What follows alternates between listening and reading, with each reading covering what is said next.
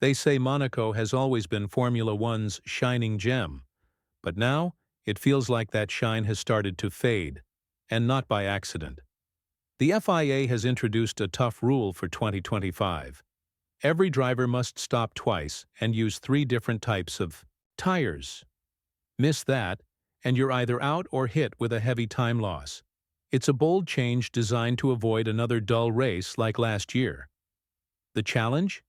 Low grip, fast-changing track conditions, and a real chance of rain, currently hovering around 55%. Monaco's already a handful, but this mix turns it into something even more unpredictable. If Ferrari stumbles, if McLaren gets their math wrong, or if Verstappen gets boxed in, the whole weekend could flip upside down. This isn't the Monaco we remember. That version is gone. And what replaced it? Something riskier. Last year's Monaco Grand Prix was quiet. Too quiet. Not a single overtake in the top 10. One red flag changed everything, allowing free tire swaps and killing any real strategy. For a race with such legacy, it felt hollow. And the decision-makers saw that. Now they're pushing back. The new rule looks simple. 2 pit stops, 3 tire types. But what it brings is tension. Miss a stop or skip a compound. You're either out or facing a time bomb of penalties. That alone adds pressure Monaco hasn't seen in years. But there's more. Tire wear here is tricky. The pit windows are tight. The surface evolves constantly as rubber builds up. Add a high chance of rain to the mix, and it's a recipe where one wrong call can break a weekend, or a championship dream. So what's the real aim behind this bold shift? According to those close to the FIA, it's all about bringing back the role of race strategy in Monaco. Last year, a single red flag gave every team a free pass on tire changes. Strategy became meaningless. That's exactly what they want to fix now. By forcing teams to take risks, the idea is to shake up the order and bring some unpredictability back into the race. But when you introduce chaos, you can't always control the outcome. Just ask Ferrari. Fred Vasseur has already hinted that Monaco could be their turning point. They're desperate to overcome their Saturday struggles. And in Monaco, qualifying is everything. They're coming with new upgrades, lighter components, refined aerodynamics, and sharper setup changes. But it all depends on nailing that one-lap performance. No one understands that pressure better than Charles Leclerc. This is his home turf, but it hasn't been kind to him. He's taken pole here before, only to see it slip away when it mattered most. This time, the weight is heavier, not just because it's Monaco, but because it's the first time Ferrari's full package will be tested under this unpredictable rule change. If Leclerc can't deliver on Saturday, the questions that have followed him since the first round will return louder than ever. And then there's Hamilton. Still getting comfortable, still finding his rhythm.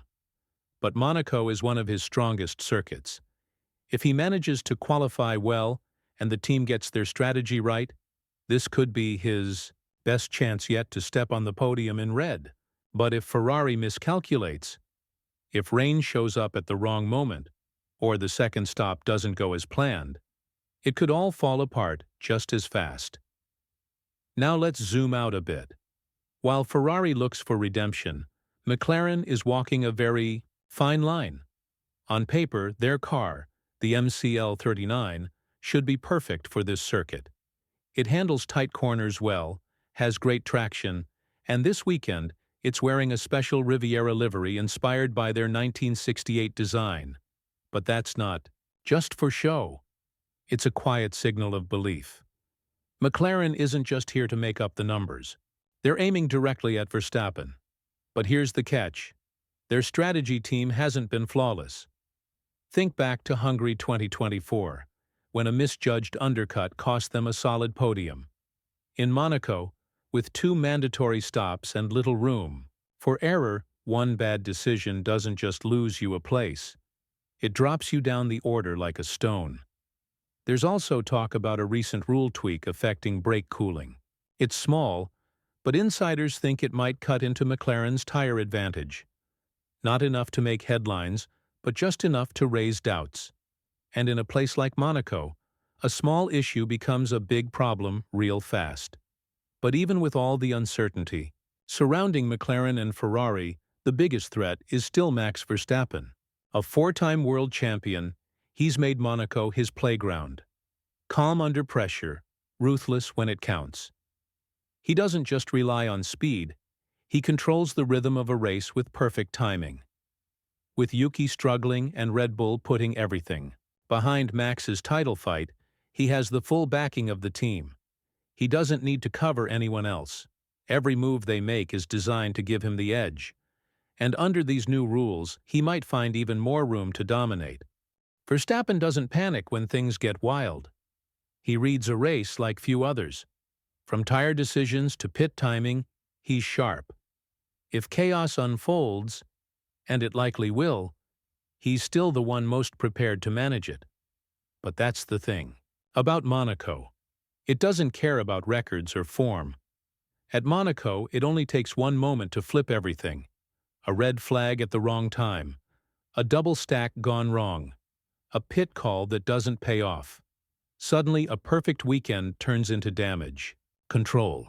That's what makes this rule change more than just a tweak. It messes with how teams think. It doesn't just test setups or drivers. It tests nerves, split-second decisions, and how quickly a team can adapt when nothing goes to plan. And when you bring weather into the mix, especially in qualifying, the grid could get turned on its head. Imagine a virtual safety car right in the middle of the pit window. A front runner gets trapped. Suddenly a midfield car is ahead, holding everyone up. In a season where the gap between the top teams is measured in tenths of a second, that's all it takes to change everything. Even Alpine is seeing a chance. Here. One senior engineer mentioned that if the race turns into a tire strategy battle and weather plays a part, someone unexpected could find themselves starting from the second row. That's unheard of in Monaco. A midfield team rubbing shoulders with the front runners. Picture this. Ferrari struggling to get past Verstappen at the start. A mid-race red flag throws plans into chaos, and the second pit stop has to be brought forward. Suddenly the race isn't about domination anymore. It's about survival. This new rule isn't just a regulation. It's a complete game changer. It takes away the safety net and puts teams under constant pressure. In Monaco, where every detail counts, that's a scary place to be. You can't just react, you have to be one step ahead. Some drivers thrive in these conditions. Take Norris, patient, smart, and deadly when strategy plays to his strengths. Or Piastri, who has shown he can keep calm even when the track falls apart beneath him. If McLaren executes perfectly and Verstappen slips up even a little, we could see the championship standings shake up. The tricky part about Monaco is how slowly the chaos reveals itself. At first, it's just a slightly slower lap.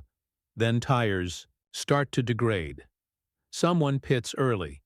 Then there's a safety car. And suddenly, drivers are stuck. Behind slower cars, on the wrong tires, making decisions they can't undo. Every second spent in the pits is crucial. And with the new rules, mistakes are punished without mercy. This isn't just a tweak to the rules, it's a total reset of what Monaco racing means. Teams are treating it like a high-stakes game, running endless simulations and preparing for anything.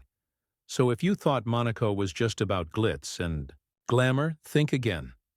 This year, it's a trap disguised as a race. Whoever comes through clean might not only win the Grand Prix, they could change the course of the championship itself.